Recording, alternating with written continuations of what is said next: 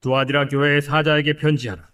그 눈이 불꽃 같고 그 발이 빛난 주석과 같은 하나님의 아들이 이르시되, 내가 네 사업과 사랑과 믿음과 섬김과 인내를 아노니 네 나중 행위가 처음 것보다 많도다.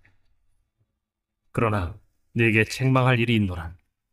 자칭 선지자라 하는 여자 이세벨을 네가 용납함이니 그가 내 종들을 가르쳐 꾀어 행음하게 하고 우상의 제물을 먹게 하는도다. 또 내가 그에게 회개할 기회를 주었으되 자기의 음행을 회개하고자 하지 아니하는도다.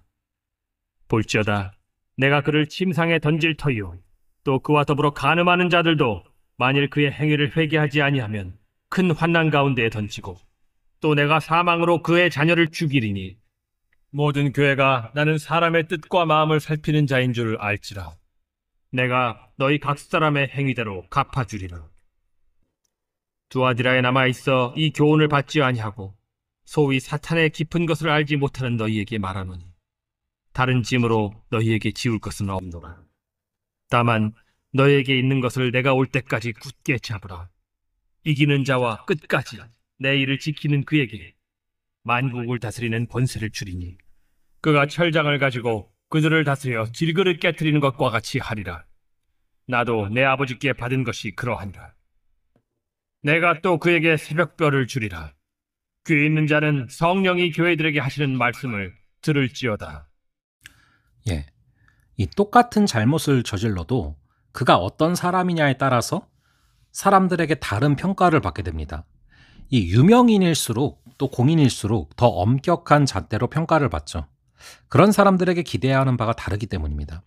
이 크리스찬 역시 다른 사람들과 다른 잣대로 평가받습니다. 본문은 성도들에게 주께서 원하시는 삶을 위해서 생명의 회개로 나아갈 것을 권하고 있습니다.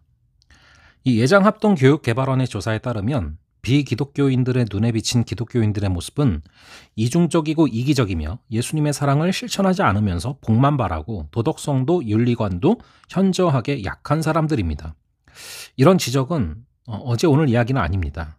이런 이야기를 들을 때 불편함을 느끼는 신자들도 있고 말세의 교회가 박해받는 것이 당연하다라고 스스로 위로하는 신자들도 있습니다. 그러나 우리는 예수님이 공생애를 시작하시면서 제일 먼저 회개하라 라고 외치셨던 말씀이 지금도 역시 우리에게 해당되는 말씀임을 깨달아야 됩니다. 주님은 지금도 불꽃 같은 눈으로 우리의 죄악상을 꿰뚫어 보시기 때문이죠. 사람들은 회개의 기준을 양심의 가책이라고 생각합니다. 그러나 양심은 자신이 옳고 그름을 판단하기에 자기가 옳다고 생각하는 일로는 가책을 받지 않습니다. 이 스데반의 설교를 들은 사람들은 자신의 죄 때문에 양심이 찔렸습니다. 그러나 그들은 곧 자신들의 신념을 앞세워서 스데반에게 돌을 던집니다. 양심의 가책이라는 것은 이런 것입니다. 참된 회개는 자신의 기준이 아닌 하나님의 기준 앞에서 자신을 세우는 것입니다. 오늘날 교회 안에 세상의 기준으로도 죄악의 것들에 성행하지만 화인맞은 양심은 어떤 가책도 느끼지 않는 것이죠. 우리를 향한 하나님의 기대를 생각하시기 바랍니다. 그리고 그 기대를 저버렸음을 고백하고 회개하시기 바랍니다. 회개는 죄 앞에 무기력하게 쓰러진 나를 바라보는 것, 하나님의 기대를 허물어뜨린 비참한 나를 돌아보는 것이기 때문에 우리를 힘들게 하는 과정이죠. 그래서 우리는 죄를 범하면 자신을 살펴 죄에서 떠나기보다는 아담과 하와처럼 숨고 감추고 회피합니다. 그러나 회개에는 역설이 있어요.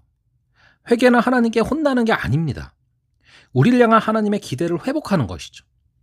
이 두아디라 교회는 믿음이 진보하는 성장하는 교회였다라는 것이 19절에 나오고 있습니다. 그러나 교회 안에 세상과 타협하는 문제가 있었습니다. 두아디라는 무역도시로서 지금의 상공회 같은 단체가 많이 있었습니다. 길드라고 하죠. 이 단체들은 대개 신전에 모여 제사를 드리고 우상에게 바쳐진 제물로 식사를 했습니다. 또한 당시 종교 의식에 따라서 신전 여사제들과 음란한 행위를 했습니다. 따라서 두아디라의 그리스도인들은 그들과 함께할 수 없었습니다. 그러나 그때 자칭 여선지자가 나타나서 주님이 원하시는 것은 사회에서 고립되는 게 아니라 세상과 타협해서 살 길을 모색하라고 가르치게 됩니다.